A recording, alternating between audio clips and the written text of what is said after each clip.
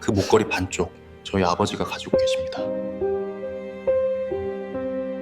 대기업 본사 앞에서 차를 멈춘 낯선 청년의 외침에 서진의 심장이 쿵 내려앉았습니다. 녹슨 반쪽짜리 목걸이. 서진 자신도 왜 30년간 차고 다니는지 모르는 그 낡은 펜던트를 처음 보는 청년이 알아본 겁니다. 30년 전 사고로 죽었다고 들었던 남편과 아들, 그리고 기억을 잃은 채 혼자 살아온 50대의 여자 윤서진은 알지 못했죠. 이 녹슨 목걸이 반쪽의 주인을 찾는 순간 자신의 인생이 송두리째 바뀐다는 것을, 그리고 그 끝에서는 결국 누군가가 피를 흘리며 쓰러지게 될 것을요. 사연 시작 전 구독과 좋아요를 눌러주시고 어디서 듣고 계신지 댓글 남겨주시면 그곳에 행복이 가득하기를 바라겠습니다. 비가 내리고 있었습니다. 서울 강남 한복판 한강그룹 본사 빌딩 최상층 회장실이었어요. 통유리 너머로 빗줄기가 쏟아지고 있었죠. 윤서진은 창가에 서서 그 풍경을 바라보고 있었습니다. 올해로 55살. 국내 5손가락 안에 드는 유통 대기업의 수장이었어요. 모두들 그녀를 어른보다 더 차가운 여인이라고 불렀습니다. 수천만 원을 호가하는 정장이 그녀의 몸에 완벽하게 맞아떨어져 있었습니다. 단정하게 올린 머리카락에는 한 올의 흐트러짐도 없었어요. 하지만 그녀의 얼굴에는 어떤 온기도 서려 있지 않았죠. 마치 감정이라고는 모르는 사람처럼 무표정했습니다. 서진의 손이 무의식적으로 목걸이 쪽으로 올라갔어요. 정장기 사이로 드러난 펜던트, 녹이 슬고 빛이 바랜 반쪽짜리 하트 모양이었죠. 아무리 봐도 수천만 원짜리 정장과는 어울리지 않는 낡고 초라한 물건이었습니다. 서진 자신도 왜 이 목걸이를 차고 다니는지 몰랐어요. 기억이 없었죠. 그저 이것만 목에 걸고 있으면 가슴 한구석이 덜 허전한 것 같았습니다. 마치 이 녹슨 쇠조각이 텅 빈 가슴을 채워주기라도 하는 것처럼요. 30년 전의 일이었습니다. 서진은 교통사고를 당했다고 들었어요. 눈을 떴을 때 머릿속은 텅 비어 있었죠. 지난 3년의 기억이 통째로 사라져 있었습니다. 그리고 아버지가 말했어요. 내 남편과 아이는 사고로 죽었다. 유골함 2개가 그녀 앞에 놓였죠. 서진은 며칠을 울었습니다. 기억은 나지 않았어요. 왜 우는지조차 몰랐죠. 하지만 가슴을 쥐어짜는 듯한 고통은 진짜였습니다. 유골함을 끌어안고 짐승처럼 울부짖었던 그 느낌만 희미하게 남아 있었어요. 아버지는 10년 전 세상을 떠났죠. 임종 직전 그가 남긴 말은 단 한마디뿐이었습니다. 미안하다. 무엇이 미안한 건지 서진은 끝내 알지 못했어요. 물어볼 틈도 없이 아버지는 눈을 감았죠.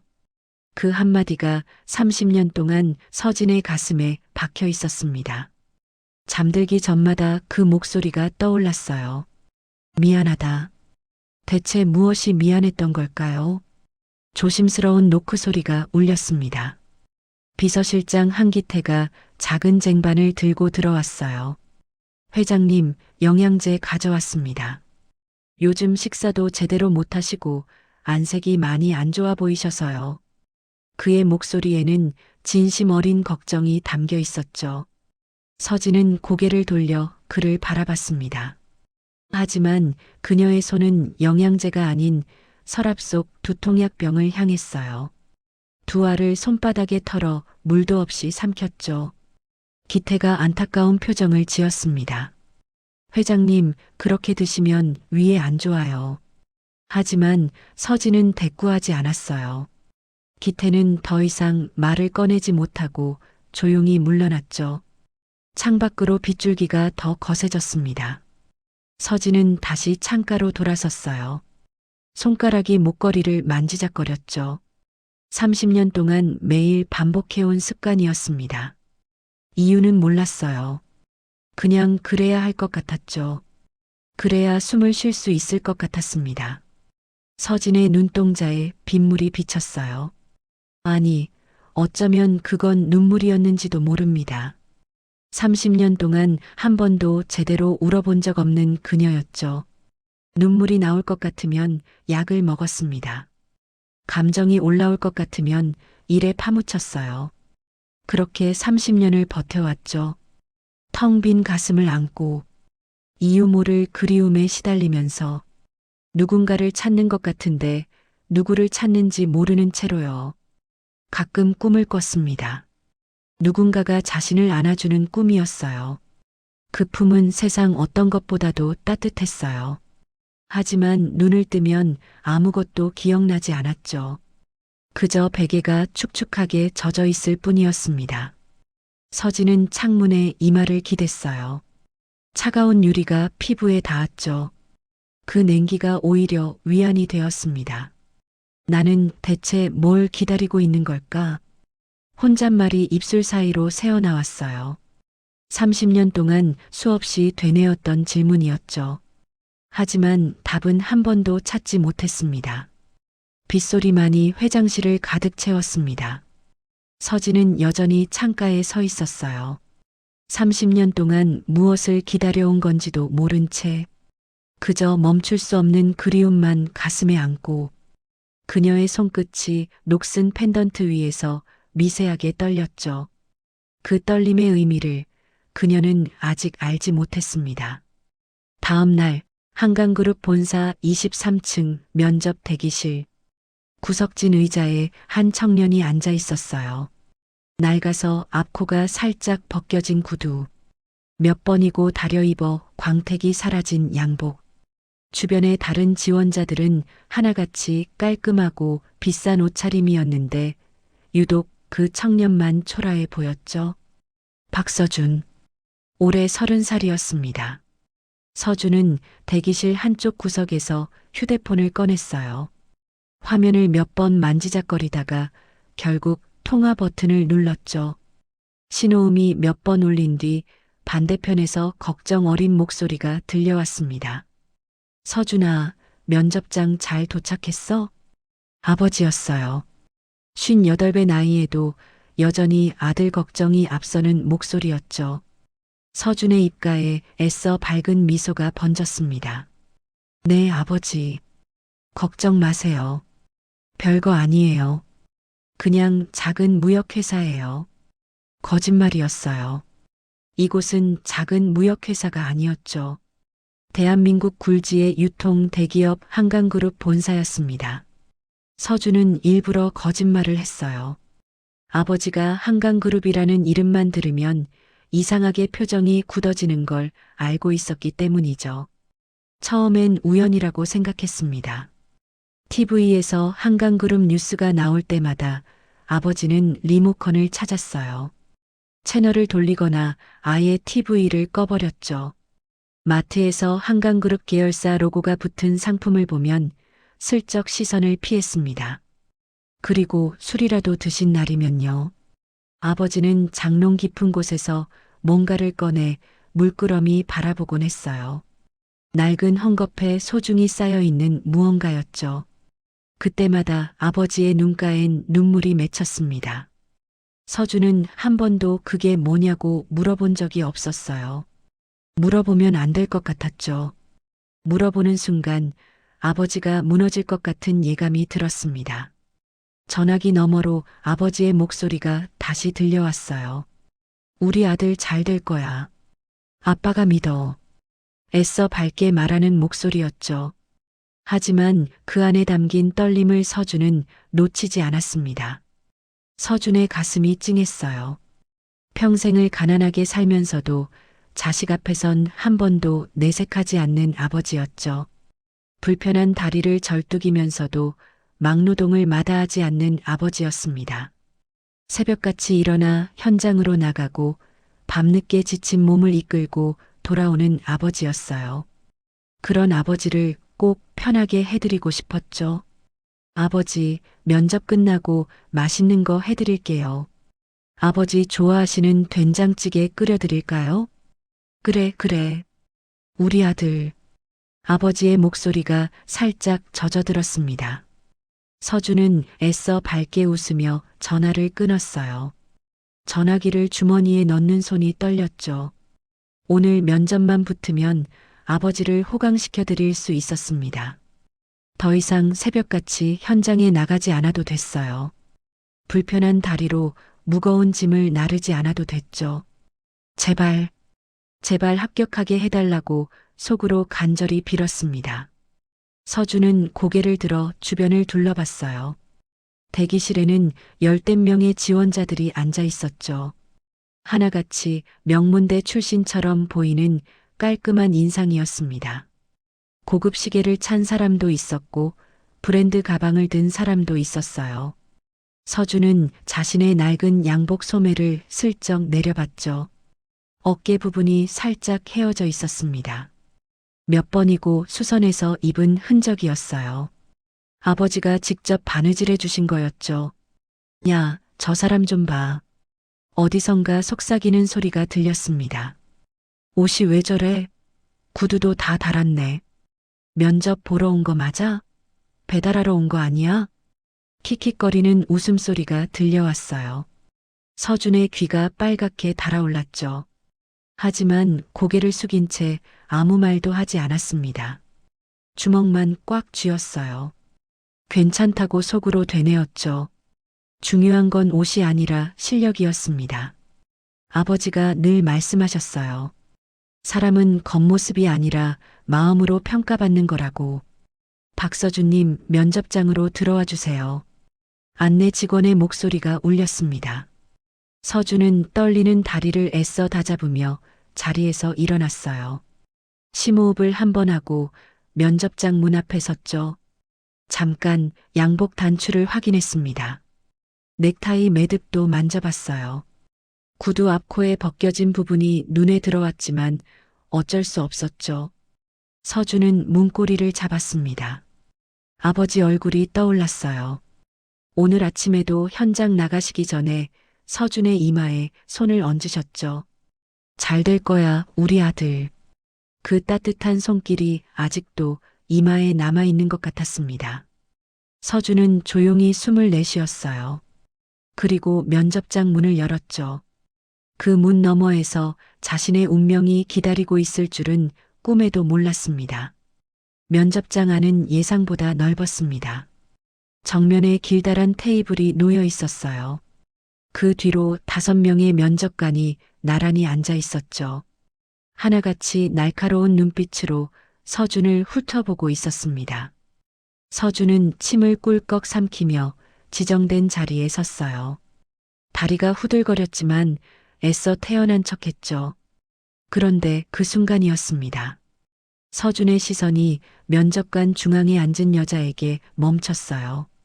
차갑고 날카로운 인상의 중년 여성이었죠. 단정하게 올린 머리, 흠잡을 데 없는 자세. 수천만 원은 좋게 넘어 보이는 정장을 입고 있었습니다. 이 회사의 회장이구나 하고 서준은 속으로 생각했어요. 그런데 뭔가 이상했죠. 그녀의 정장기 사이로 뭔가 반짝이는 게 보였습니다. 서준은 자신도 모르게 눈을 가늘게 떴어요. 녹이 슬고 빛이 바랜 금속이었죠. 반쪽짜리 하트 모양의 펜던트.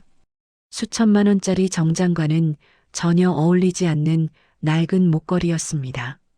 서준의 심장이 쿵하고 내려앉았어요. 저건 분명히 어디선가 본 적이 있었죠. 아버지가 술 드신 날이면 장롱 깊은 곳에서 꺼내 물끄러미 바라보시던 바로 그것이었습니다. 낡은 헝겊에 소중히 쌓여있던 반쪽짜리 목걸이. 아버지는 그걸 볼 때마다 눈물을 훔치셨어요. 한 번은 몰래 엿본 적이 있었죠.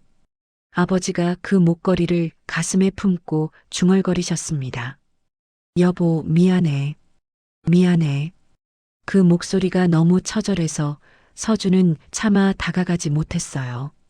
그날 밤 아버지는 새벽까지 혼자 술을 드셨죠. 저 목걸이가 왜 여기 있지? 서준의 머릿속이 하얘졌습니다. 너무 놀란 나머지 자신도 모르게 입이 벌어졌어요. 그리고 작은 소리가 튀어나왔죠. 어, 그 목걸이. 순간 면접장 안이 얼어붙었습니다. 옆에 앉은 면접관이 날카롭게 헛기침을 했어요. 다른 면접관들도 황당하다는 표정을 지었죠. 면접장에서 대뜸 회장의 목걸이를 언급하다니 상식 밖의 행동이었습니다. 서준은 그제야 퍼뜩 정신이 들었어요. 자신이 지금 무슨 짓을 한 건지 깨달았죠. 면접장에서, 회장 앞에서 뜬금없이 목걸이 이야기를 꺼내다니 서준의 얼굴이 새빨갛게 달아올랐습니다. 황급히 허리를 숙이며 사과했어요. 죄송합니다. 너무 긴장해서 실수를 저질렀습니다. 정말 죄송합니다. 목소리가 떨렸죠. 등에서 식은땀이 흘러내렸습니다. 서진은 서준의 돌발 행동에 살짝 미간을 찌푸렸어요.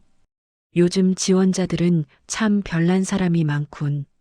그녀는 대수롭지 않게 여기며 손에 들린 서류로 눈을 돌렸죠. 자기소개를 해보세요. 첫 번째 질문이 떨어졌습니다. 서준은 가슴을 쓸어내리며 준비해 온 대로 대답했어요. 안녕하십니까. 이번에 영업지원팀에 지원한 박서준입니다. 목소리가 살짝 떨렸지만 최대한 차분하게 말하려고 애썼죠. 준비한 대로, 연습한 대로, 아버지 앞에서 수십 번 읊조렸던 그 대사들을 쏟아냈습니다. 하지만 면접은 이미 망한 거나 다름없었어요. 면접관들의 표정이 처음부터 좋지 않았죠. 질문이 이어질수록 서준은 점점 움츠러들었습니다. 학력이 좀 아쉽네요.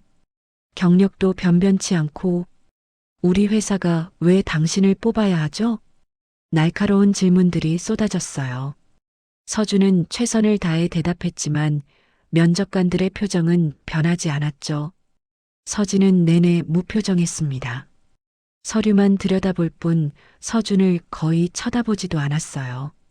30분이 지났죠. 수고하셨습니다. 결과는 일주일 내로 통보해 드리겠습니다. 면접이 끝났습니다. 서준은 허리를 깊이 숙여 인사하고 면접장을 나왔어요. 문이 닫히자마자 그 자리에 주저앉고 싶었죠. 다리에 힘이 풀렸습니다. 손바닥에 땀이 흥건했어요. 망했다. 완전히 망했어. 서준은 복도 벽에 등을 기대고 눈을 감았죠. 아버지 얼굴이 떠올랐습니다. 오늘 아침에 서준의 이마에 손을 얹으시던 그 따뜻한 손길이요. 잘 될 거야, 우리 아들. 그 말씀이 귓가에 맴돌았어요. 서준의 눈시울이 붉어졌죠. 하지만 그는 포기할 수 없었습니다. 저 목걸이, 아버지가 30년 동안 품고 계시던 그 목걸이가 왜 저 여자의 목에 걸려 있는 건지 그 이유를 반드시 알아내야 했어요. 서준은 주먹을 꽉 쥐었습니다. 면접 결과가 어떻게 나오든 이건 끝이 아니었죠. 그는 아직 알지 못했어요. 그 목걸이 하나가 30년의 비밀을 풀어줄 열쇠라는 것을. 며칠 후였습니다. 한강그룹 본사 앞. 서준이 건물 입구 앞에 서 있었어요. 사흘째였죠. 면접 결과는 예상대로 불합격이었습니다. 하지만 포기할 수 없었어요. 그 목걸이의 정체를 알아야 했죠. 아버지가 왜 똑같은 걸 가지고 계신 건지, 왜 그걸 볼 때마다 눈물을 흘리시는 건지, 왜 한강그룹이라는 이름만 들으면 표정이 굳어지시는 건지. 서준은 매일 아침 이곳에 왔습니다. 출근 시간에 맞춰 와서 퇴근 시간까지 서 있었어요. 혹시라도 그 여자가 지나가면 말을 걸어볼 생각이었죠. 하지만 쉽지 않았습니다. 회장이 정문으로 출퇴근할 리가 없었어요. 지하 주차장에서 바로 엘리베이터를 타고 올라가겠죠.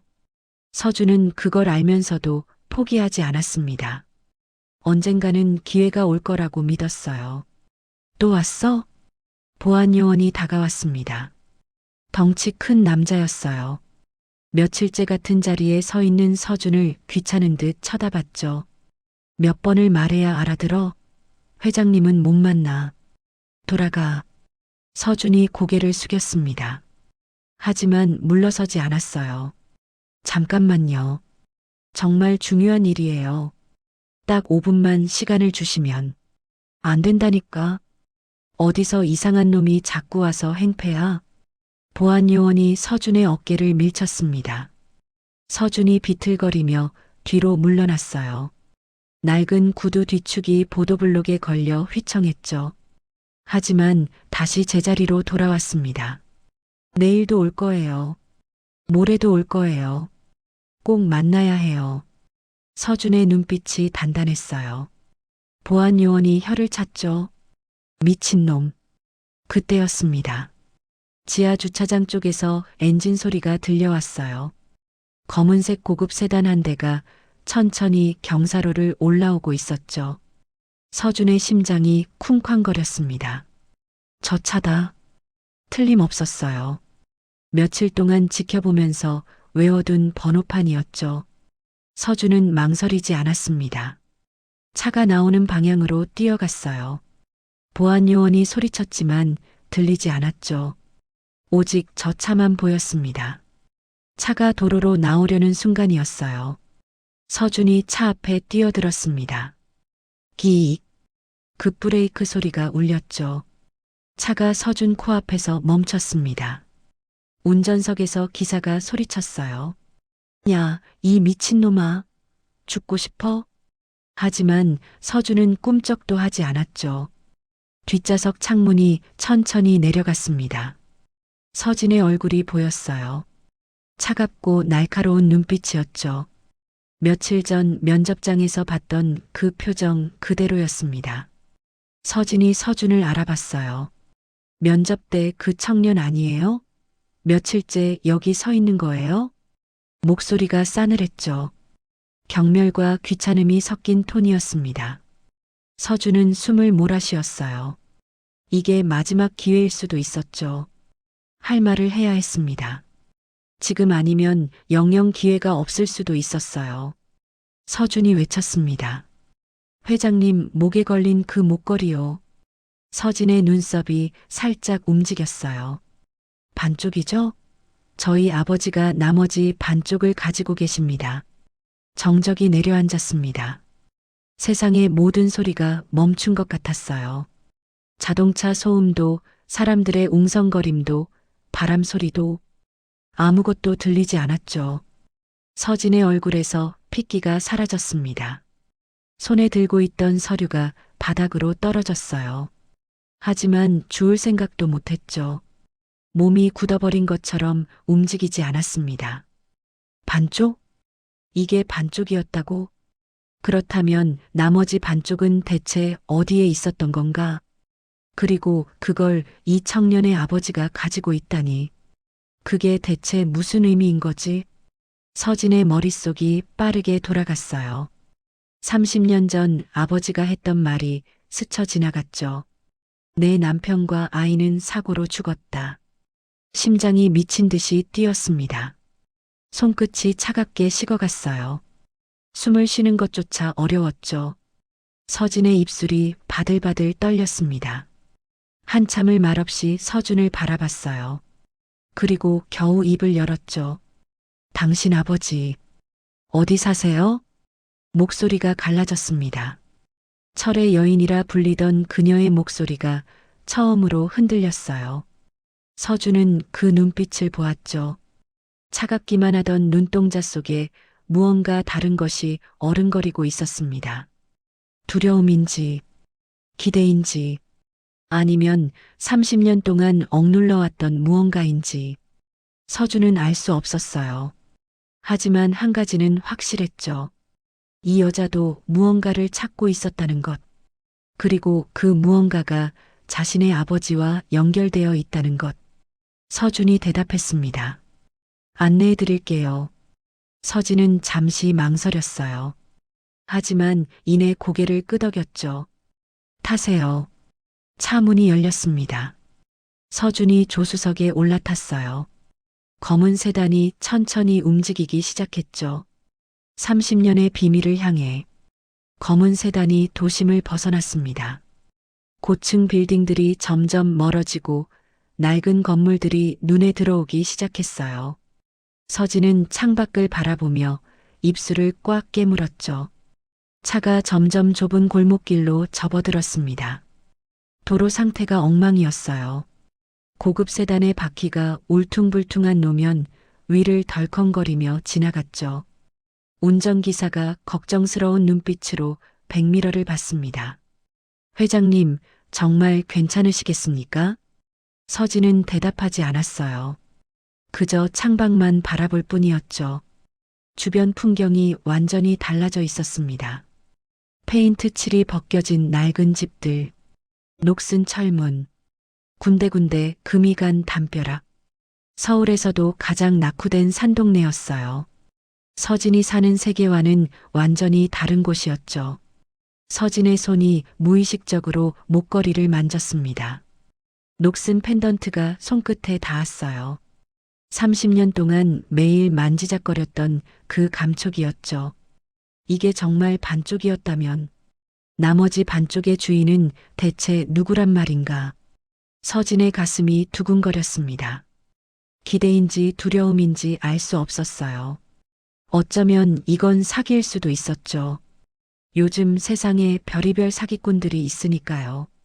재벌 회장을 노리고 접근하는 작자들이 얼마나 많은데 이 청년도 그런 부류일 수 있었습니다. 하지만 발길이 돌아가지 않았어요. 가슴 깊은 곳에서 무언가가 자신을 이끌고 있었죠. 마치 30년 동안 기다려온 무언가를 향해 걸어가는 것 같았습니다. 도착했습니다. 내비게이션 안내 음성이 울렸어요. 서진이 창밖을 내다봤죠. 허름한 단독주택 한 채가 서 있었습니다. 페인트 칠이 다 벗겨져 회색빛 시멘트가 드러난 벽, 녹이 잔뜩 쓴 철제 대문, 마당에 널린 빨래들, 지붕 기와는 군데군데 깨져 있었어요. 서진의 심장이 쿵쾅거렸습니다. 차에서 내리려는 순간이었어요. 어머, 저 차 뭐야? 길가 평상에 앉아있던 할머니 한 명이 벌떡 일어났죠. 정말자, 올해 68. 이 동네에서 오랫동안 반찬 가게를 해온 할머니였습니다. 입이 싸고 오지랖이 넓지만 정이 많은 사람이었어요. 말자 할머니가 서진의 차를 뚫어지게 쳐다봤죠. 이 동네에서 저런 외제차를 보는 건 평생 처음이었습니다. 할머니가 큰 소리로 외쳤어요. 빚쟁이야? 빚 때문에 왔어? 서진이 차에서 내렸습니다. 말자 할머니가 서진을 위아래로 훑어봤어요. 비싼 옷, 비싼 구두, 비싼 가방. 할머니의 눈이 휘둥그레졌죠. 어머, 근데 예쁘네. 준혁이 손님인가? 서진이 당황해서 대답을 못했습니다. 준혁이라는 이름이 귀에 박혔어요. 모르는 이름이었죠. 하지만 왠지 낯설지 않았습니다. 서진은 할머니를 피해 대문 앞으로 다가갔죠. 녹슨 철문 틈으로 마당 안이 살짝 보였습니다. 그 순간이었어요. 마당 한가운데서 누군가가 빨래를 걷고 있었죠. 중년의 남자였습니다. 희끗희끗한 머리카락, 세월의 풍파로 깊게 팬 주름, 한쪽 다리가 조금 불편한지 절뚝이며 움직이고 있었어요. 누가 봐도 가난한 행색이었죠. 서진은 그 뒷모습을 보는 순간 숨이 턱 막혔습니다. 왜일까? 전혀 기억나지 않는 사람인데 눈물이 핑 돌았어요. 가슴 한구석이 뜨거워지면서 뭔가 뭉클한 감정이 밀려왔죠. 이게 뭐지? 나 왜 이래? 서진은 자신의 반응을 이해할 수 없었습니다. 처음 보는 남자였어요. 기억에도 없는 사람이었죠. 그런데 왜 이렇게 가슴이 아픈 걸까요? 서진이 자신도 모르게 대문에 손을 얹었습니다. 삐걱. 녹슨 철문이 작은 소리를 냈어요. 그 소리에 남자가 동작을 멈췄죠. 천천히 고개를 돌렸습니다. 눈이 마주쳤어요. 남자의 동공이 지진이라도 난 듯 격렬하게 흔들렸습니다. 손에 들고 있던 빨래 바구니가 바닥으로 툭 떨어졌어요. 빨래가 흙바닥 위로 흩어졌죠. 하지만 남자는 주울 생각도 못했습니다. 그저 대문 앞에 선 여자를 바라볼 뿐이었어요. 서진도 움직이지 못했죠. 두 사람 사이에 정적이 내려앉았습니다. 시간이 멈춘 것 같았어요. 말자 할머니가 두 사람을 번갈아 봤죠. 뭔가 심상치 않은 분위기를 느꼈습니다. 준혁아, 손님 왔다. 할머니의 목소리가 어색하게 울렸어요. 하지만 두 사람은 대꾸하지 않았죠. 그저 서로를 바라보고만 있었습니다. 30년의 시간이 그 눈빛 사이에서 흐르고 있었어요. 서진은 알지 못했죠. 이 남자가 누구인지, 왜 이렇게 가슴이 아픈지, 왜 눈물이 나려고 하는지. 하지만 몸은 알고 있었습니다. 30년 동안 잊고 있었던 무언가가 지금 이 순간 깨어나려 하고 있었어요. 준혁이 한참 동안 말을 잇지 못했습니다. 그저 멍하니 서진을 바라볼 뿐이었어요. 입술이 바들바들 떨렸죠. 손에 들고 있던 수건들이 흙바닥에 나뒹굴었지만 주울 생각도 못했습니다. 서진이 먼저 입을 열었어요. 며칠 전 우리 회사 면접 지원자 중에 당신 아들이 있었어요. 목소리가 떨렸죠. 그 청년이 이 목걸이를 알아봤어요. 서진은 정장기 사이로 목걸이를 꺼내 보였습니다.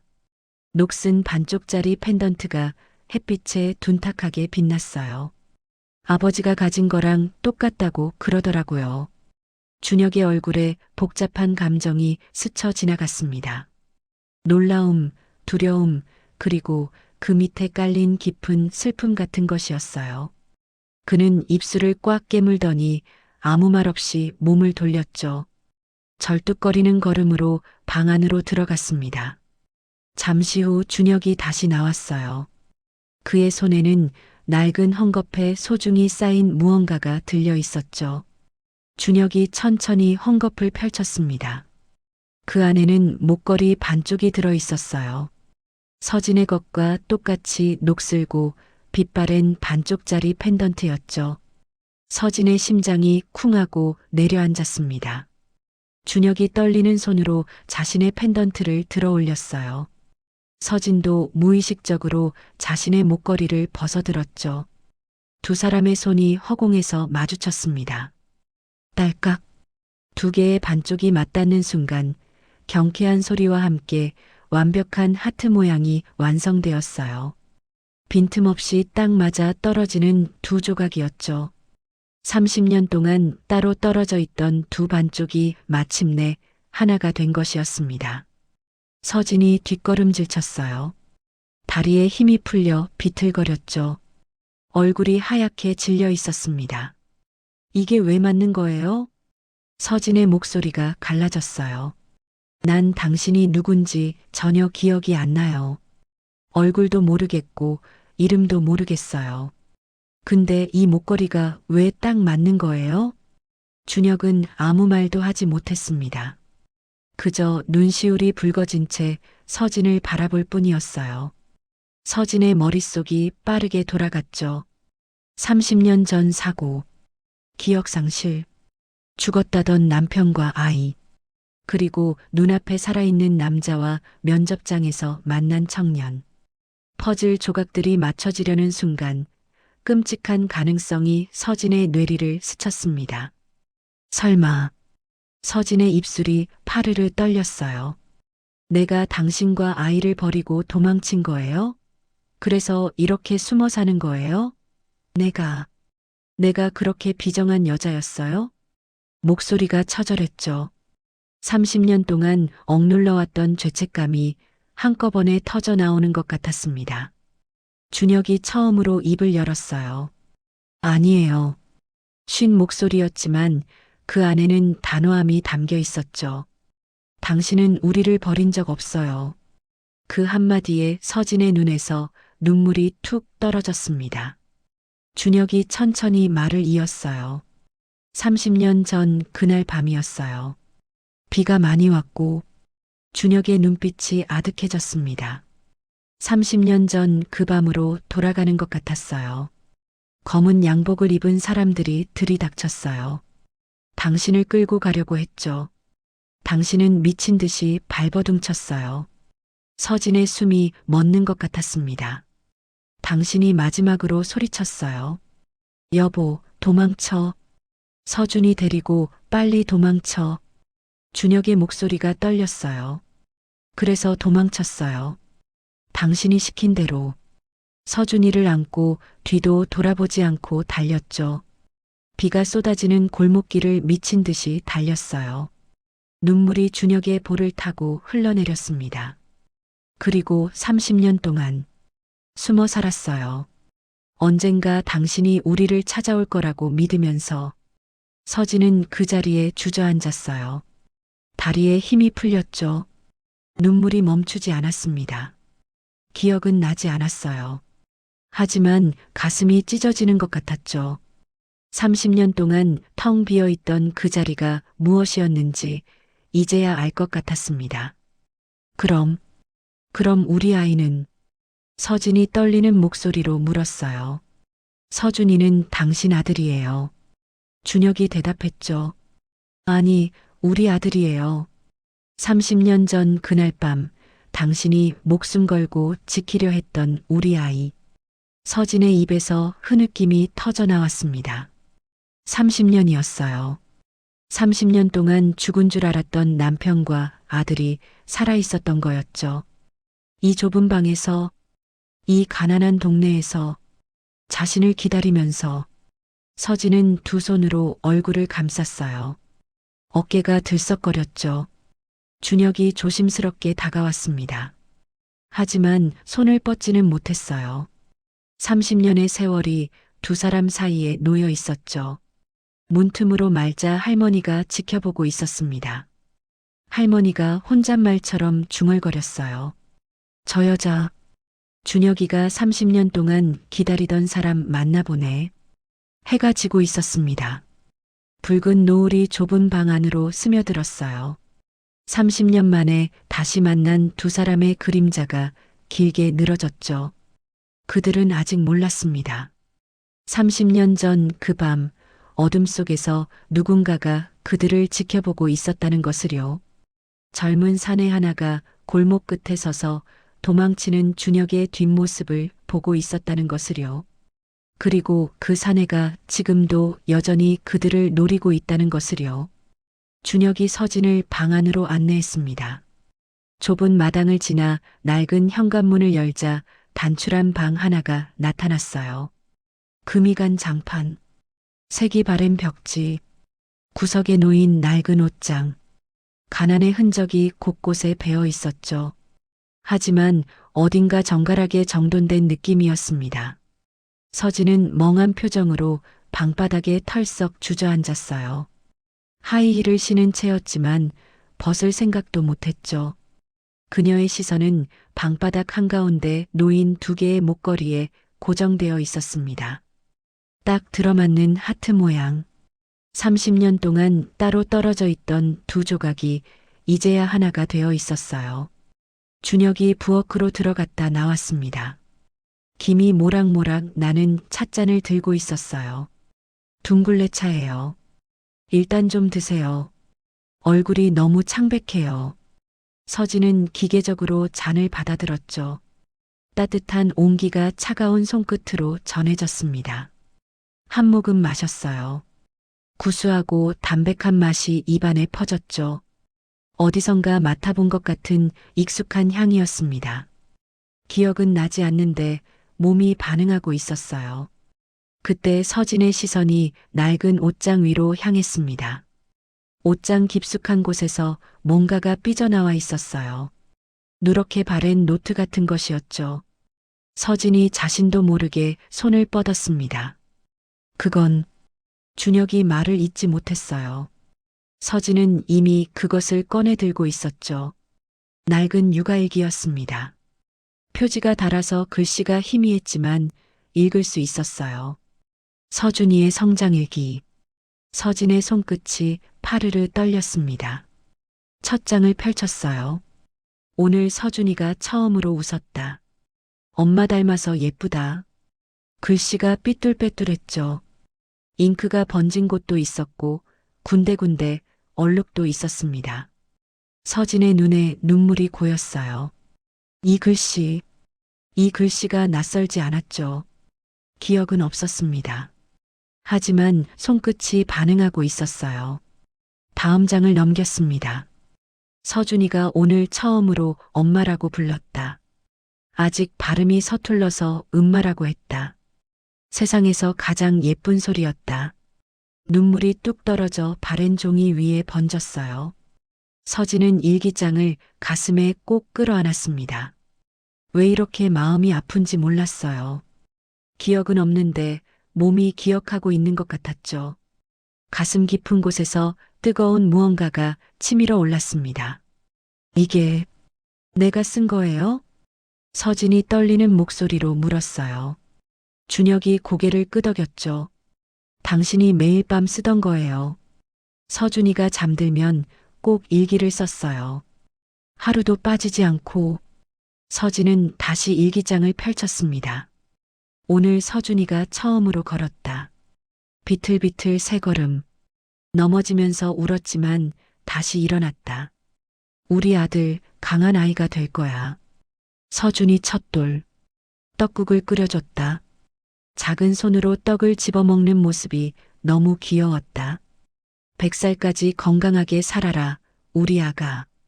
한 장 한 장 넘길 때마다 눈물이 흘러내렸어요. 기억은 나지 않았습니다. 하지만 이 글씨를 쓰던 손의 감촉이 느껴지는 것 같았어요. 아기를 바라보며 미소 짓던 그 순간이 어렴풋이 떠오르는 것 같았죠. 준혁이 조용히 말했습니다.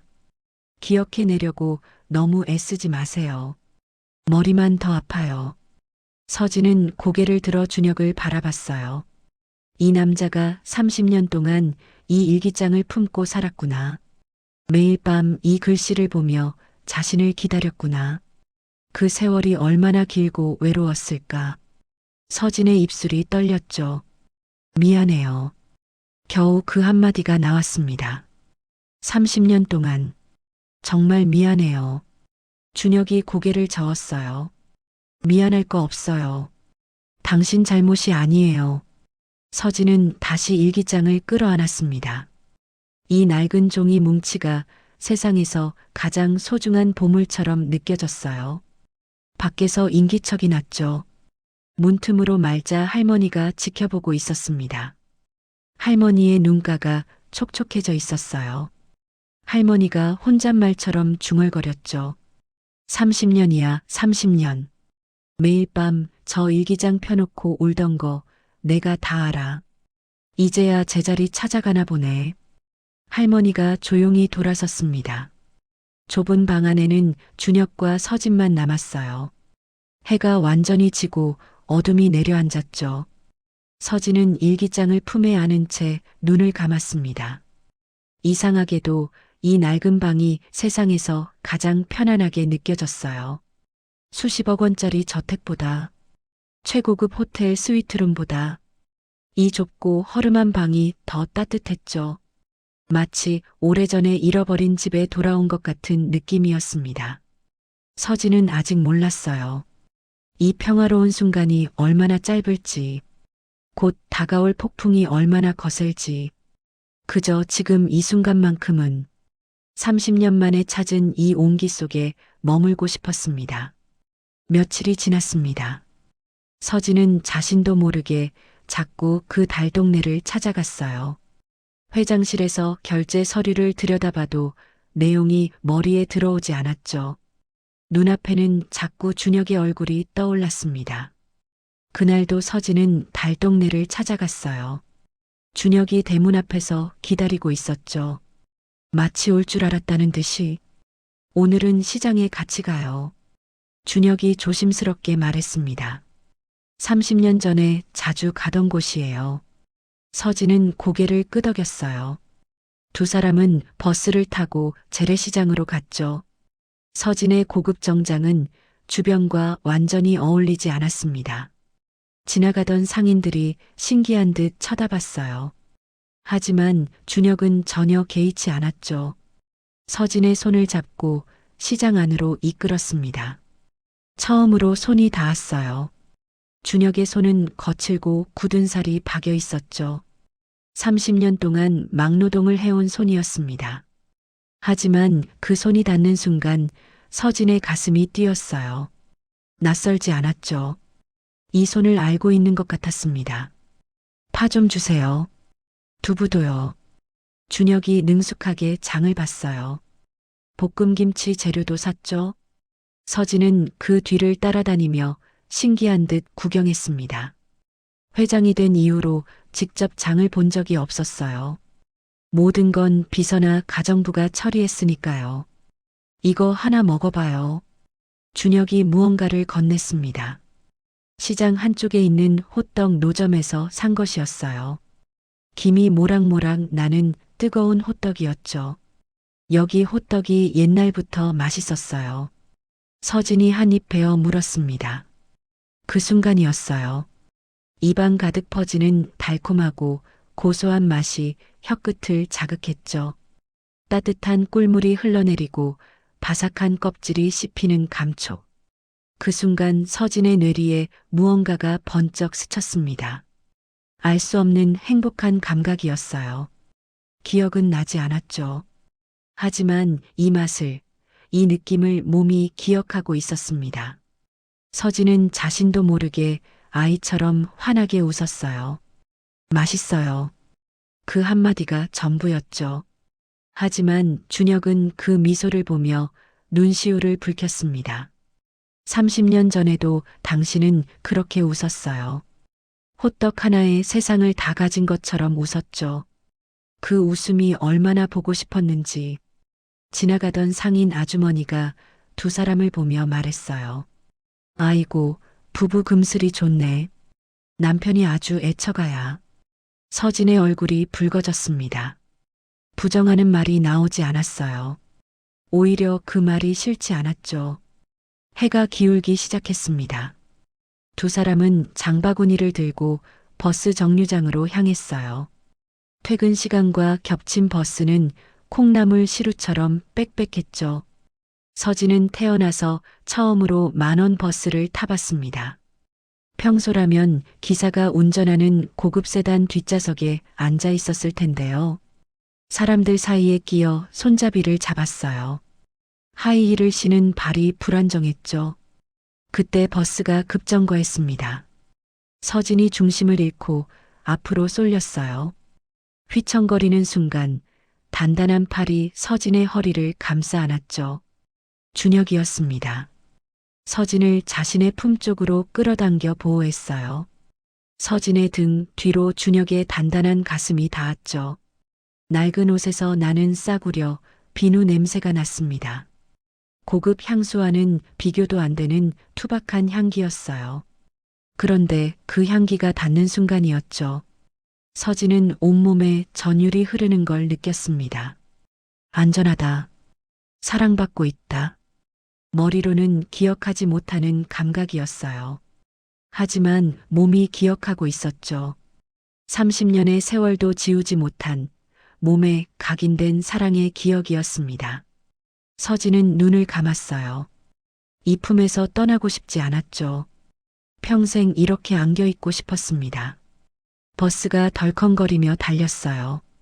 창밖으로 노을이 붉게 물들고 있었죠. 두 사람은 아무 말 없이 서로의 온기를 느꼈습니다. 30년 만에 처음으로 제자리를 찾은 것 같은 느낌이었어요. 버스가 달동네 입구에 도착했습니다. 두 사람이 내리자 저녁 노을이 골목길을 물들이고 있었어요. 서진은 문득 깨달았죠.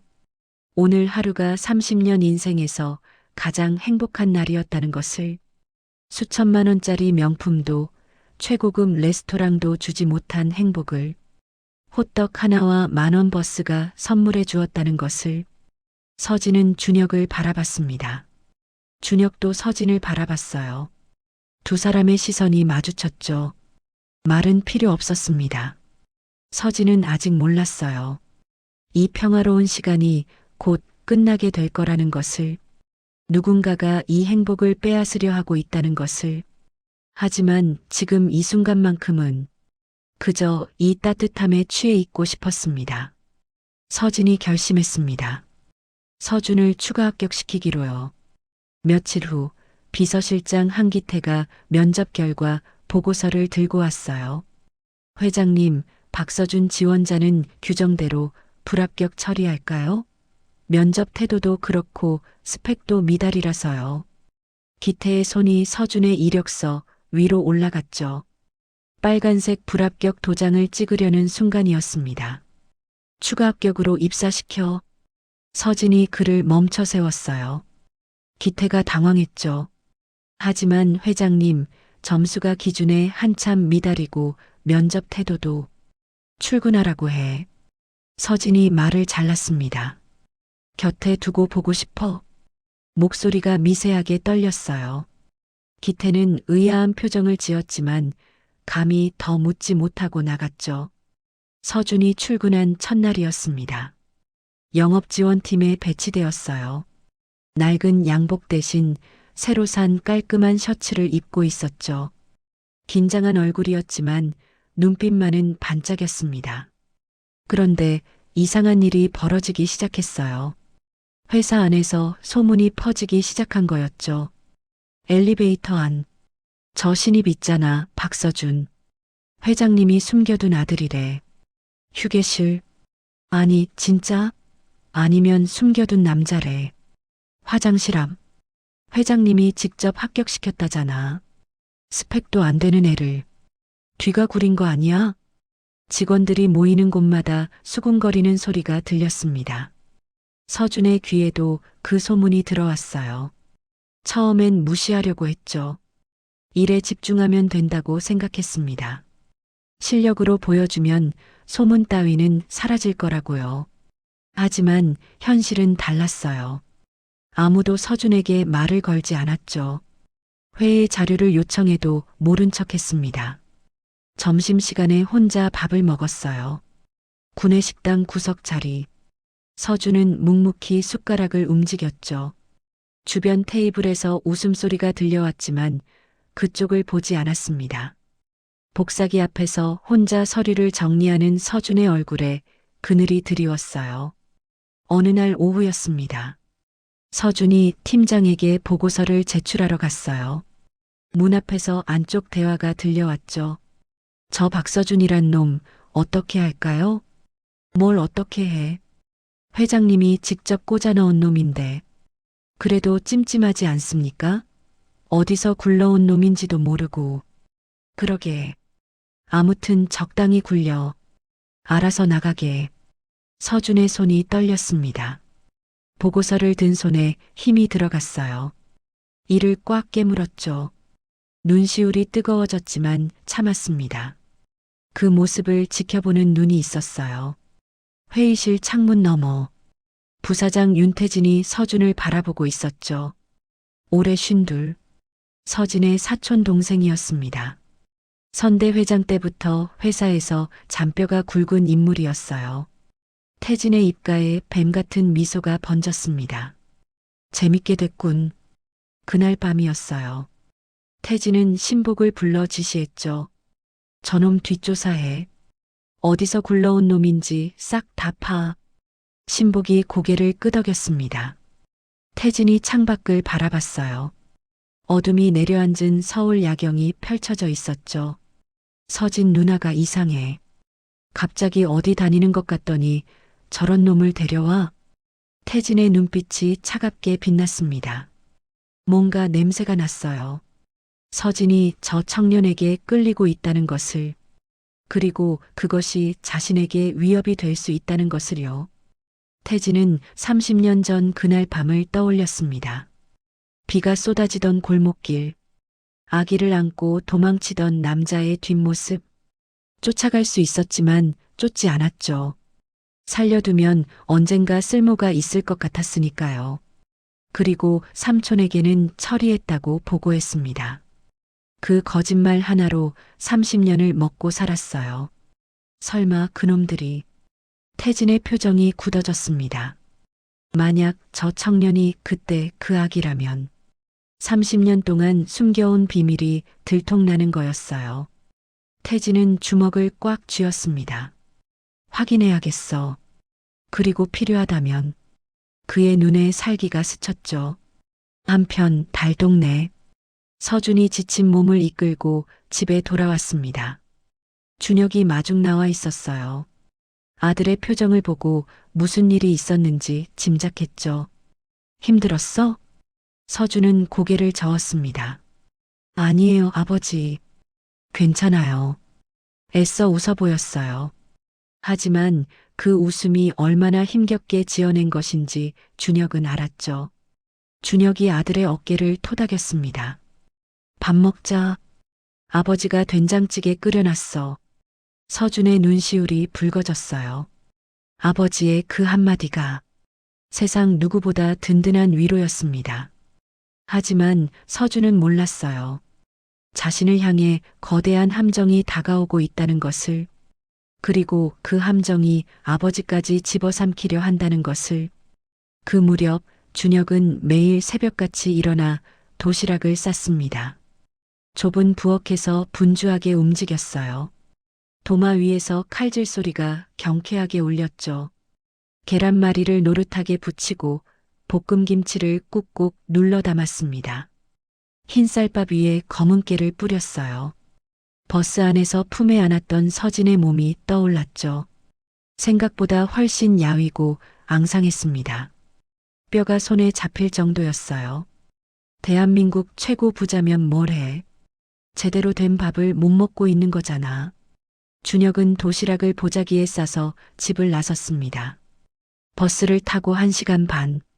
불편한 다리로 절뚝거리며 한강그룹 로비에 들어섰어요. 하지만 몇 걸음도 못 갔죠. 보안요원 2명이 앞을 가로막았습니다. 잡상인 출입 금지야. 나가. 준혁이 말했어요. 회장님 지인인데요. 밥 한 끼만 전해주면 안 될까요? 보안요원이 준혁을 위아래로 훑어봤죠. 낡은 점퍼, 달아빠진 운동화, 절뚝이는 다리. 비웃음이 터져나왔습니다. 뭔 소리야, 회장님 지인이 이런 꼴로 와? 준혁이 밀쳐졌어요. 휘청하며 중심을 잃었죠. 불편한 다리가 꺾이며 바닥에 쓰러졌습니다. 손에서 도시락이 미끄러졌어요. 와르르. 보자기가 풀리며 도시락 통이 열렸죠. 정성껏 싼 반찬들이 화려한 대리석 바닥 위로 쏟아졌습니다. 계란말이가 굴러가고 볶음김치가 흩어지고 흰쌀밥이 여기저기 흩뿌려졌어요. 지나가던 직원들이 웃음을 터뜨렸죠. 저거 봐, 노숙자 아니야? 경비원들 뭐해, 빨리 쫓아내지 않고. 킥킥거리는 소리가 로비에 울려 퍼졌습니다. 준혁은 바닥에 주저앉아 밥을 주었어요. 손등으로 눈물을 훔치면서 새벽부터 정성껏 만든 건데. 그때 누군가 다가왔습니다. 말자 할머니였어요. 근처에 배달 왔다가 준혁을 본 거였죠. 할머니가 준혁 옆에 쪼그려 앉았습니다. 아무 말 없이 함께 밥을 주워 담았어요. 괜찮아. 할머니가 조용히 말했죠. 네 마음은 분명히 전해질 거야. 준혁의 눈에서 눈물이 뚝뚝 떨어졌습니다. 그로부터 며칠 후였어요.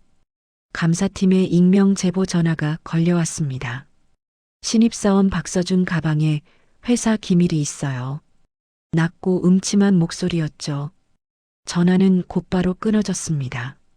감사팀장이 즉시 움직였어요. 서준의 자리에 들이닥쳤죠. 박서준 씨, 가방 좀 열어보시죠. 서준이 당황했습니다. 네, 무슨 일이신데요? 익명 제보가 들어왔어요. 협조해 주시죠. 서준의 가방이 뒤집혔어요. USB 하나가 떨어졌습니다. 그리고 그 밑에서 5천만 원 현금 다발이 쏟아졌어요. 서준의 얼굴이 하얗게 질렸습니다. 이건 제 거 아닌데요. 목소리가 떨렸죠. 손이 파들파들 떨렸습니다. 감사팀장이 차갑게 말했어요. USB에는 신사업 기밀이 담겨 있습니다. 기밀 유출 및 금품 수수 혐의로 조사받으셔야겠습니다. 아닙니다. 저 이거 정말 모르는 거예요. 서준이 소리쳤죠. 하지만 아무도 듣지 않았습니다. 주변 직원들이 수군거렸어요.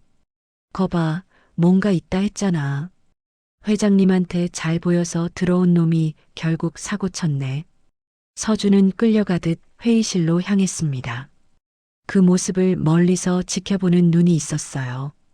윤태진이었죠. 그의 입가에 만족스러운 미소가 번졌습니다. 신복에게 조용히 말했어요. 잘 됐군. 이제 이사회를 소집해.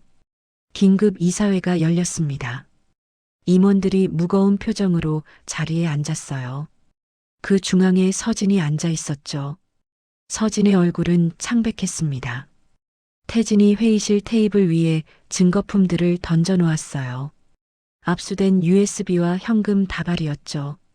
이게 그 신입사원 가방에서 나온 겁니다. 태진의 목소리가 차갑게 울렸어요. USB에는 신사업 기밀이 담겨 있었고 현금은 무려 5천만 원입니다.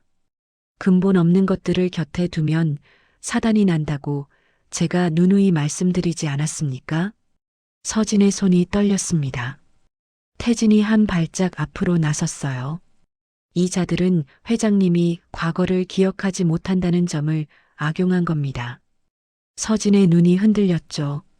가족인 척 접근한 기업 꽃뱀 사기단이에요. 그 말이 서진의 가슴에 비수처럼 꽂혔습니다. 서진의 머릿속이 복잡하게 돌아갔어요. 증거가 있었죠. 명백한 물증이. 그리고 태진의 논리는 끔찍할 정도로 설득력이 있었습니다. 내가 또 속은 건가? 그 따뜻했던 눈빛도, 시장에서의 추억도, 버스 안에서의 그 포근함도 다 거짓이었나? 서진의 눈앞이 캄캄해졌어요. 믿고 싶었습니다. 하지만 믿을 수가 없었죠. 30년 동안 혼자였던 그녀에게 사람을 믿는다는 건 너무나 어려운 일이었습니다. 이사회장 분위기는 싸늘했습니다. 임원들이 무거운 표정으로 자리에 앉아 있었어요. 그 중앙에 서진이 앉아 있었죠. 서진의 얼굴은 창백했습니다. 태진이 한 발짝 더 앞으로 나섰어요. 회장님, 결단을 내리셔야 합니다. 증거가 이렇게 명백한데 더 이상 뭘 망설이십니까? 서진은 대답하지 못했습니다. 머릿속이 엉켜 있었어요. 믿고 싶었죠. 하지만 눈앞에 놓인 증거가 너무 명백했습니다. 태진이 목소리를 높였어요. 저자들은 처음부터 회장님을 노리고 접근한 겁니다. 기억을 잃으셨다는 걸 악용해서 가족인 척 연기한 거예요. 전형적인 사기 수법이죠. 임원들이 고개를 끄덕였습니다. 서진의 손이 떨렸어요. 그 따뜻했던 손길이 떠올랐죠. 시장에서 건네받은 호떡의 온기가, 버스 안에서 느꼈던 그 포근함이 전부 거짓이었을까요? 그때였습니다. 회의실 밖에서 소란이 들렸어요. 고함 소리가 울려 퍼졌죠. 회장님을 뵈야겠습니다. 제발 비켜주세요. 쾅! 회의실 문이 벌컥 열렸습니다. 준혁이 바닥에 엎드린 채 문 안으로 들어왔어요. 옷은 찢어지고 얼굴은 흙투성이었죠. 경비원들에게 끌려오면서 여기저기 찢기고 더럽혀진 거였습니다. 이게 뭐야? 당장 끌어내. 태진이 소리쳤어요. 하지만 준혁은 멈추지 않았습니다. 무릎으로 기어서라도 앞으로 나아갔어요. 서진과 눈이 마주쳤죠. 서진의 심장이 덜컥 내려앉았습니다. 준혁의 눈빛이 30년 전 젊은 날의 그 눈동자처럼 맑고 강직하게 타오르고 있었어요. 비참한 행색과는 전혀 어울리지 않는 불꽃 같은 눈빛이었죠. 준혁은 자신을 제압하는 경비원들의 손길도 잊은 듯 서진을 똑바로 바라봤습니다. 저는 욕해도 좋습니다. 준혁의 목소리가 울렸어요. 저 같은 놈은 사기꾼 취급해도 됩니다. 거지라고, 거렁뱅이라고, 뭐라고 해도 상관없어요. 준혁의 목소리가 갈라졌죠. 하지만 준혁이 바닥에 머리를 쿵 찧었습니다. 이마가 차가운 바닥에 부딪히는 소리가 회의실에 울려 퍼졌어요. 피가 흘렀지만 준혁은 개의치 않았죠. 우리 서준이는 절대 그런 아이가 아닙니다. 절규였어요. 30년 동안 쌓아온 모든 감정이 터져 나오는 것 같았습니다. 제가 가난하게는 키웠어도 남의 것 탐내라고 가르친 적 없습니다. 평생을 정직하게 산 놈이에요. 제 목숨을 걸고 맹세합니다. 준혁의 눈에서 눈물이 쏟아졌어요. 빗물인지 눈물인지 구분이 안 됐죠. 제발, 제발 아들을 믿어주세요. 회의실이 조용해졌습니다. 아무도 말하지 못했어요. 임원들도 태진도 서진도 모두가 바닥에 엎드린 남자를 바라보고 있었죠. 서진의 눈이 흔들렸습니다. 저 눈빛, 저 울음소리, 단순히 연기하는 게 아니었어요. 뭔가에 깊이 흔들리는 마치 숨겨둔 상처를 건드린 사람 같은 눈빛이었죠. 30년 동안 혼자서 아이를 키워온 아버지의 눈빛. 그 세월의 무게가 저 한마디 한마디에 담겨 있었습니다. 서진의 입술이 떨렸어요. 징계는 보류합니다. 회의실이 술렁였죠. 태진의 얼굴이 일그러졌습니다. 회장님, 증거가 이렇게 명백한데 지금 무슨 말씀을? 경찰 조사 결과 나올 때까지 직원에 대한 처분은 내가 결정해. 서진이 태진을 쏘아봤어요. 토 달지 마. 서슬 퍼런 일갈이었습니다. 철의 여인이라 불리던 그녀의 눈빛이 돌아와 있었죠. 태진은 분을 사귀지 못해 주먹을 꽉 쥐었어요. 이가 갈리는 것 같았지만 더 이상 말하지 못했습니다. 서진은 바닥에 엎드린 준혁을 내려다봤어요. 준혁은 여전히 바닥에 머리를 박은 채 흐느끼고 있었죠. 그 모습이 너무나 처절해서 서진의 가슴이 찢어지는 것 같았습니다. 저 사람이 사기꾼이라고? 저렇게까지 무너지면서 연기를 할 수 있는 사람이 있을까? 서진은 알 수 없었어요. 진실이 뭔지, 누구를 믿어야 하는지. 하지만 한 가지는 분명했죠. 저 남자의 눈물은 진짜였습니다. 아들을 지키려는 아버지의 절규는 가짜가 아니었어요. 서진이 자리에서 일어났습니다. 회의실을 나가려다 문 앞에서 멈췄어요. 뒤를 돌아보지 않고 말했죠. 저분 치료받게 해. 상처 나셨어. 그리고 회의실을 나갔습니다. 준혁은 여전히 바닥에 엎드려 있었어요. 이마에서 피가 흘러내렸죠. 하지만 그의 입가에는 희미한 안도감이 서려 있었습니다. 아들을 지켰어. 일단은. 그날 밤 서진은 잠들지 못했어요. 천장을 바라보며 뒤척였죠. 준혁의 절규가 귓가에서 떠나지 않았습니다. 제발 아들을 믿어주세요. 그 한마디가 가슴을 후벼 팠어요. 서진은 결심했습니다. 직접 확인해야겠다고. 내일 그 집으로 가겠다고. 진실이 뭔지, 이 사람들이 정말 누구인지 자신의 눈으로 확인해야 했어요. 밤은 깊어갔습니다. 창밖으로 빗소리가 들려왔죠. 30년 전 그날처럼 비가 내리기 시작했습니다. 며칠이 지났습니다. 서진은 자신의 마음을 정리했어요. 가야 했죠. 가서 말해야 했습니다. 믿는다고, 미안하다고. 그날 밤 서진은 준혁에게 문자를 보냈어요. 지금 그쪽으로 갈게요. 할 말이 있어요. 보내기 버튼을 누르는 손가락이 떨렸죠. 창밖을 봤습니다. 비가 내리고 있었어요. 처음에는 가랑비였는데 점점 굵어지더니 이내 폭우가 되었죠. 서진은 지하 주차장으로 내려갔습니다. 검은색 세단의 운전석에 올라탔어요. 시동을 걸자 와이퍼가 자동으로 작동하기 시작했죠. 하지만 폭우가 너무 심해서 앞이 잘 보이지 않았습니다. 서진의 차가 본사 건물을 빠져나갔어요. 도심을 가로지르고 외곽으로 향했죠. 그녀는 몰랐습니다. 그 뒤를 무언가가 따라오고 있다는 것을요.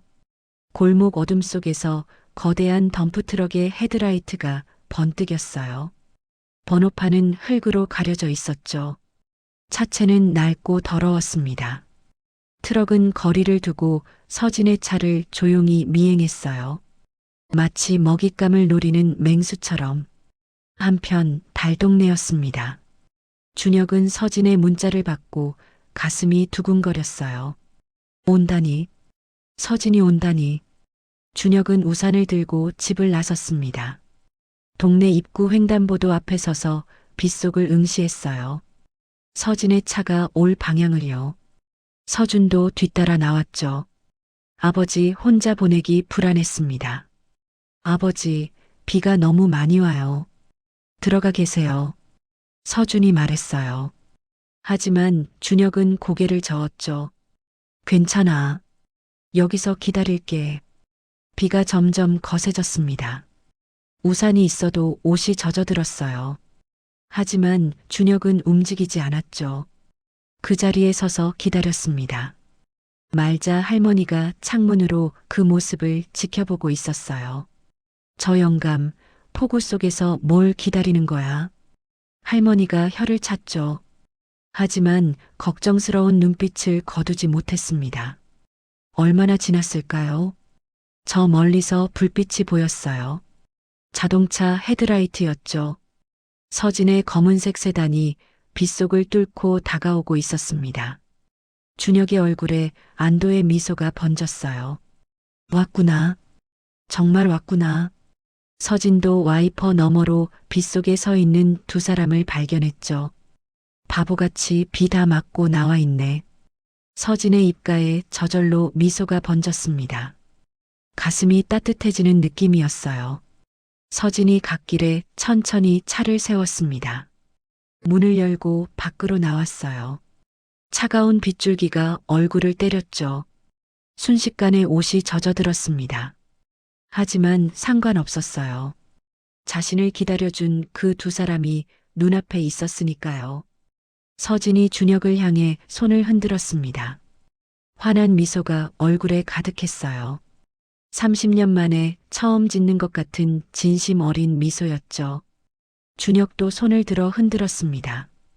두 사람 사이의 거리가 조금씩 좁혀졌어요. 서진이 한 걸음 내딛었죠. 빗물이 발목까지 차올랐습니다.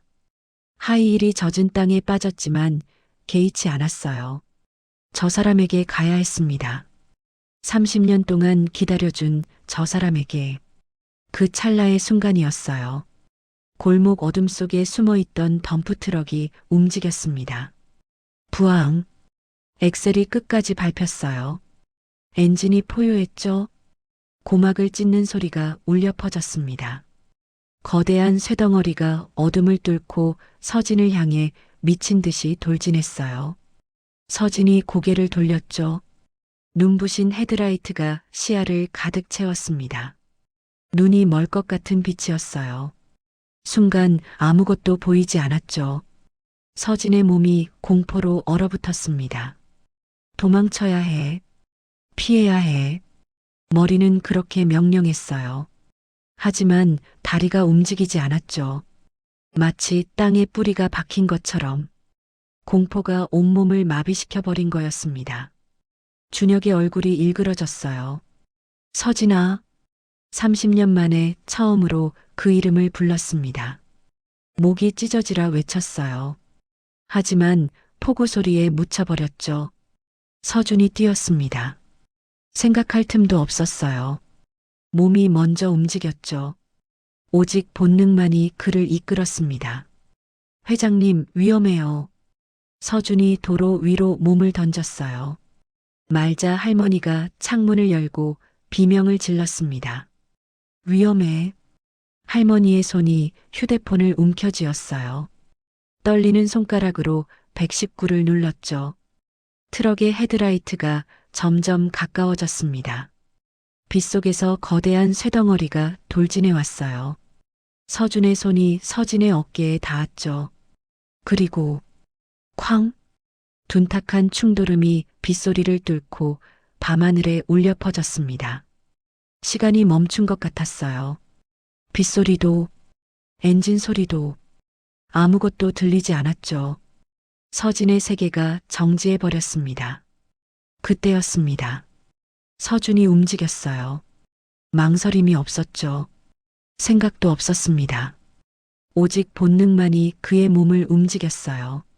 서준은 도로 위로 몸을 던졌습니다. 죽음이 코앞에 닥친 순간에도 서준은 엄마가 아닌 회장님을 외쳤어요. 30년 동안 만나지 못했던 엄마.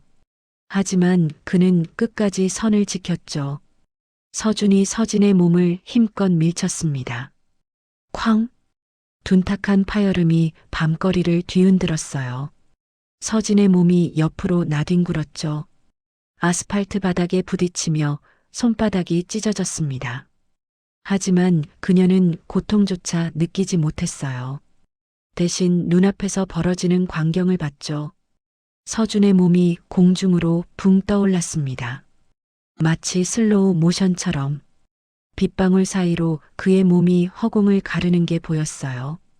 그리고 서진의 코앞 차가운 아스팔트 위로 떨어졌죠. 쿵! 둔탁한 소리가 울렸습니다. 서준은 움직이지 않았어요. 시간이 멈춘 것 같았죠. 빗소리도 엔진 소리도 아무것도 들리지 않았습니다. 서진의 세계가 정지해 버렸어요. 서진은 멍하니 눈앞을 바라봤죠. 방금 전까지 수줍게 웃던 청년이, 빗속에서 자신을 기다려주던 그 맑은 눈의 청년이 힘없이 쓰러져 있었습니다. 서진이 떨리는 손으로 바닥을 짚었어요. 무릎을 꿇고 서준 쪽으로 기어갔죠. 빗물이 쏟아지고 있었습니다. 아스팔트 위로 붉은 물줄기가 흘러내렸어요. 빗물에 섞여 희석되면서도 그 붉은 빛은 너무나 선명했죠. 서진의 손끝이 그 피에 닿았습니다. 아직 따뜻했어요. 손바닥으로 손가락 사이로 뜨거운 붉은 액체가 스며들었죠. 그 순간이었습니다. 뇌를 관통하는 전율이 온몸을 휩쓸었어요. 서진의 머릿속 깊은 곳, 30년 동안 굳게 잠겨있던 문이 산산조각 나기 시작했죠. 과거의 환영이 쓰나미처럼 밀려왔습니다. 30년 전, 비오는 달동네, 젊은 서진이 검은 양복의 사내들에게 끌려가고 있었어요. 그녀는 미친 듯이 발버둥쳤죠. 내 아기 내놔. 우리 아기 건드리지 마. 품 안에서 느껴지던 아기의 체온. 작고 따뜻했던 그 감촉. 아기가 울고 있었어요. 엄마를 찾으며 울고 있었죠. 여보, 도망쳐. 서준이 데리고 빨리 도망쳐.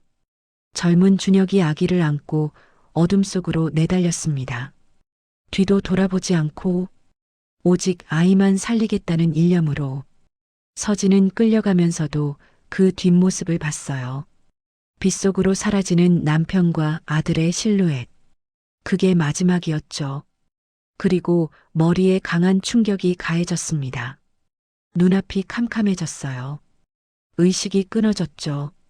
그 순간이 30년 동안 잠들어 있던 겁니다. 서진의 동공이 격렬하게 흔들렸어요. 초점을 찾으려는 듯 눈동자가 좌우로 떨렸죠. 빗물인지 눈물인지 알 수 없는 것들이 뺨을 타고 흘러내렸습니다. 그리고 마침내 눈앞에 쓰러진 사람이 누구인지 깨달았어요. 단순한 신입사원이 아니었죠. 내가 목숨보다 사랑했고 끌려가는 순간까지 그리워했던 내 아들이었습니다. 서준아. 서진의 입에서 짐승 같은 울부짖음이 터져나왔어요. 더 이상 한강그룹 회장 윤서진은 없었죠. 오직 자식을 잃을 공포에 질린 엄마 윤서진만이 존재했습니다. 서진이 서준을 품에 끌어안았어요. 차갑게 식어가는 아들을. 서준아, 눈 떠.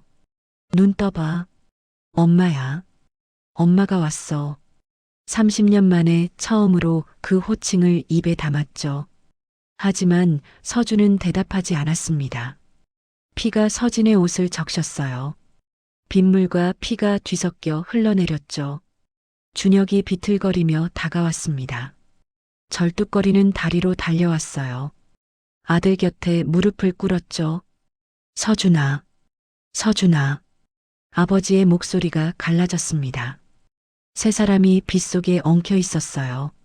30년 만에 다시 만난 가족이 이렇게 처참하게 뒤엉켜 있었죠. 저 멀리서 사이렌 소리가 들려왔습니다. 말자 할머니가 부른 구급차였어요. 붉은 불빛이 빗속을 가르며 다가오고 있었죠. 서진은 서준을 놓지 않았습니다. 조금만 버텨, 서준아. 엄마가 지켜줄게. 이번엔 꼭 지켜줄게. 30년 전 하지 못했던 말이었어요. 30년 동안 가슴에 묻어두었던 말이었죠. 빗소리 사이로 서진의 울음소리가 밤하늘에 울려 퍼졌습니다.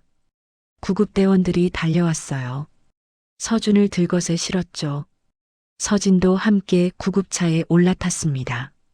아들의 손을 놓지 않은 채 구급차가 폭우를 뚫고 달렸어요. 서진은 서준의 창백한 얼굴을 바라봤죠. 눈물이 멈추지 않았습니다. 미안해. 미안해. 엄마가 너무 늦었어. 30년이었어요. 30년 동안 서로를 그리워하면서도 만나지 못했죠.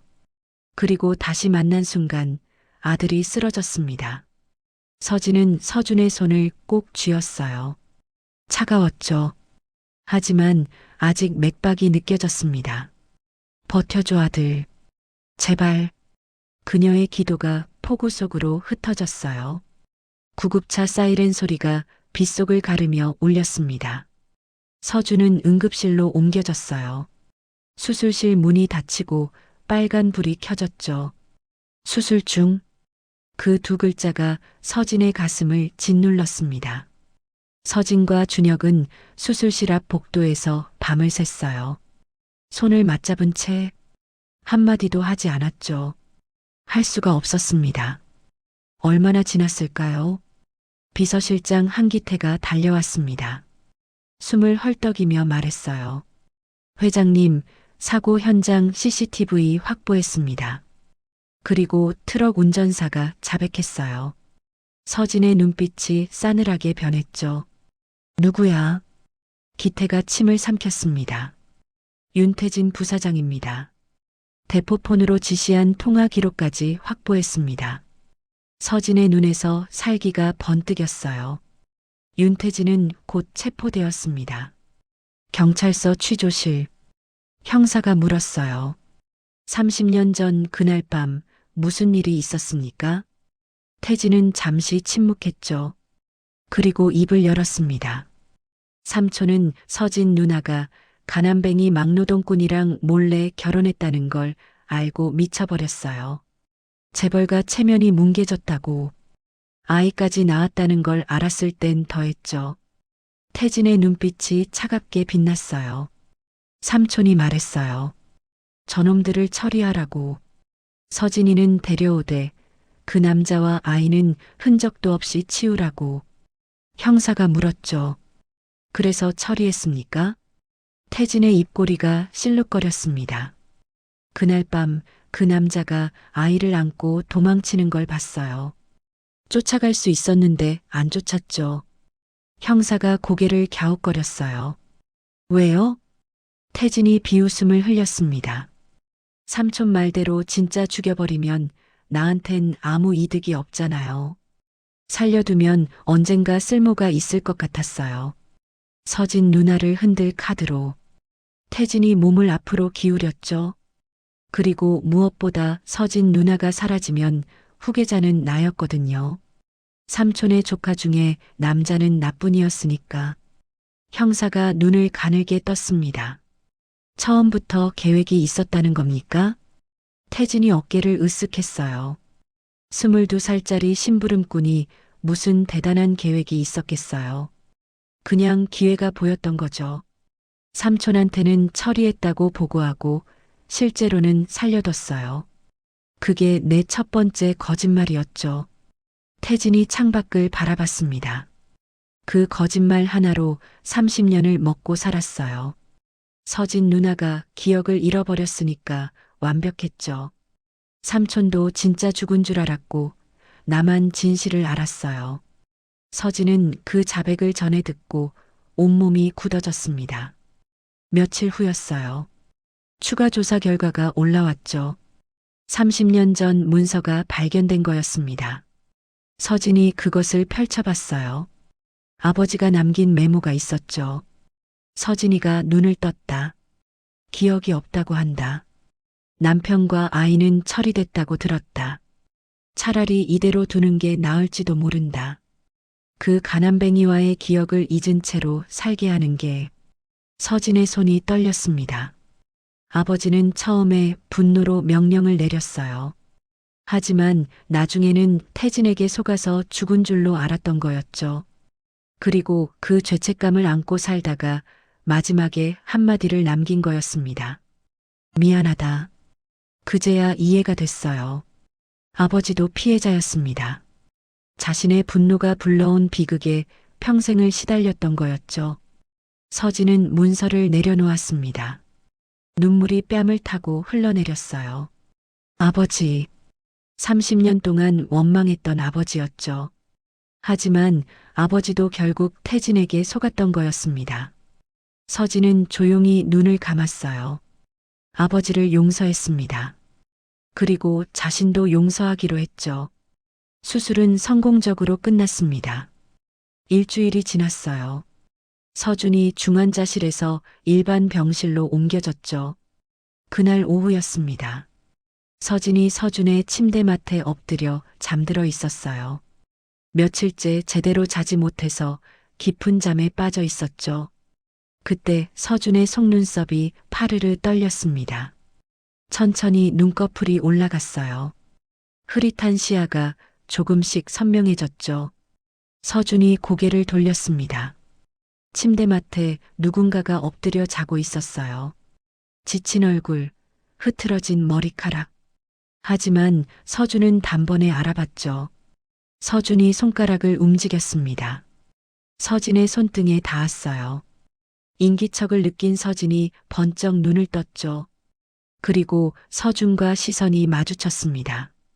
서진이 벌떡 일어났어요. 정신이 드니? 나 알아보겠어? 목소리가 떨렸죠.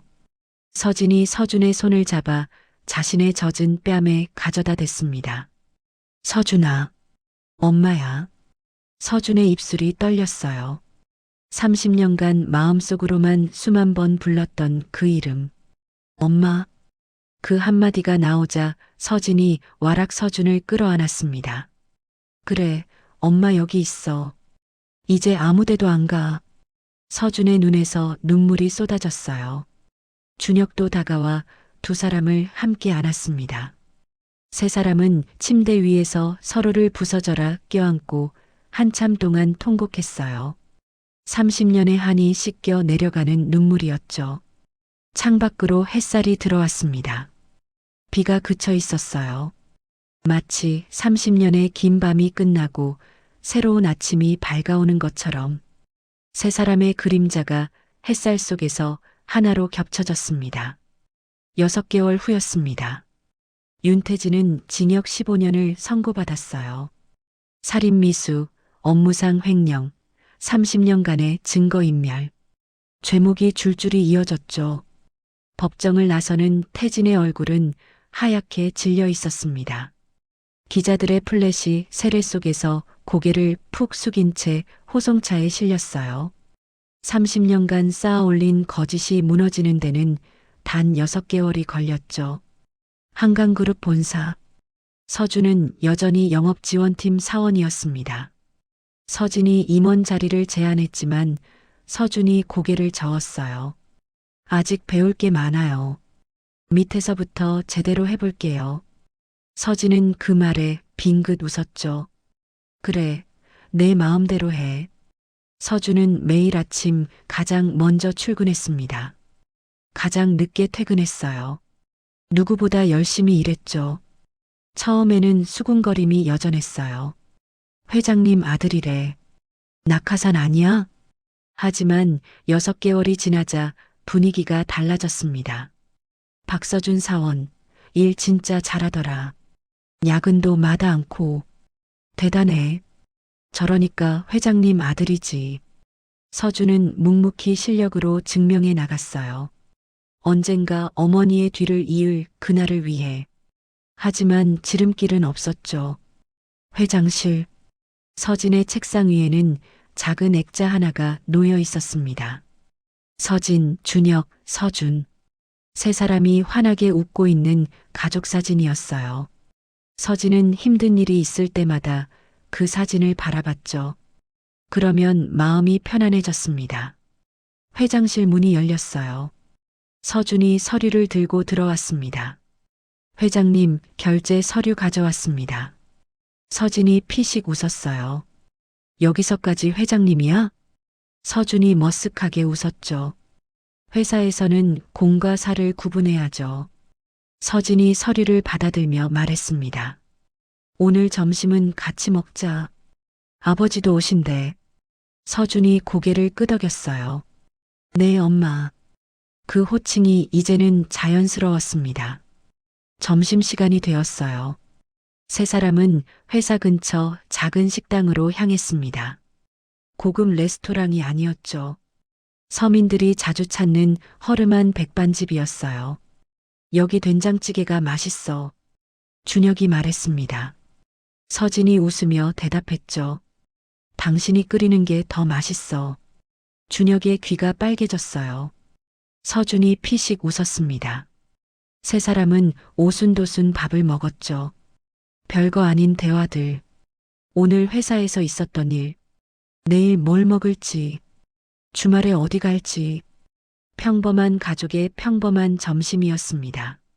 하지만 세 사람에게는 가장 소중한 시간이었어요. 30년 동안 꿈꿔왔던 순간이었죠. 식사를 마치고 나오는 길이었습니다. 어머, 저기. 익숙한 목소리가 들려왔어요. 말자 할머니였죠.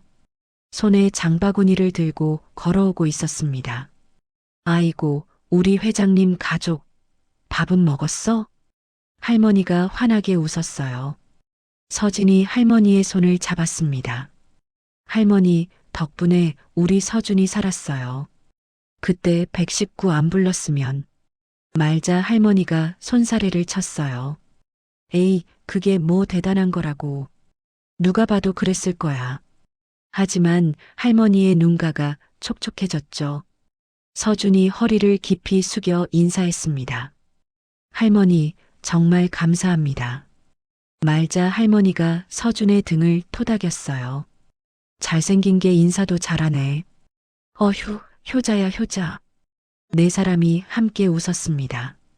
골목길에 웃음소리가 퍼져나갔어요. 햇살이 따스하게 내리쬐고 있었죠. 저녁이 되었습니다. 세 사람은 달동네 집으로 돌아왔어요. 서진은 저택을 팔았습니다. 그리고 준혁이 30년간 살던 이 좁은 집으로 들어왔죠. 처음에는 불편할 줄 알았어요. 하지만 이상하게도 이곳이 가장 편안했습니다. 마당에 빨래가 널려 있었어요. 부엌에서 된장찌개 끓는 냄새가 났죠. 작은 방에 세 사람이 옹기종기 모여 앉았습니다. 서진이 목에 걸린 목걸이를 만졌어요.